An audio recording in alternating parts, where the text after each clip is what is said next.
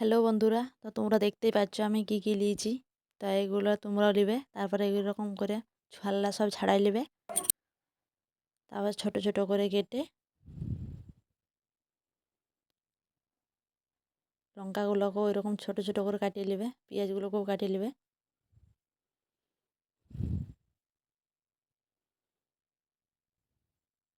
তারপরে একটু জল দিয়ে ধুয়ে ছেঁকে তুলে নেবে, তার মধ্যে নুন, জিরে গুঁড়ো, লঙ্কা গুঁড়ো,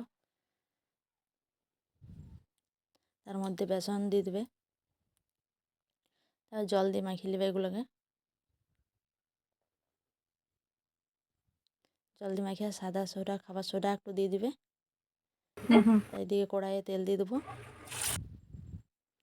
কড়াইয়ে তেল দিয়ে আস্তে আস্তে পকোড়াগুলো আমি দিয়ে দেবো। লাল লাল হয়ে গেলে উল্টে নেবো।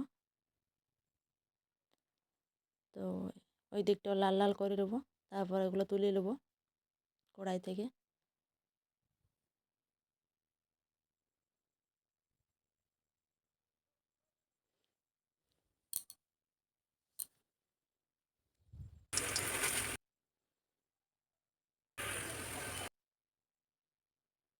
তো কেমন হয়েছে কমেন্ট করে বলবে। আর যদি ভালো লাগে তাহলে তোমরাও ঘরে করে একদিন খাবে।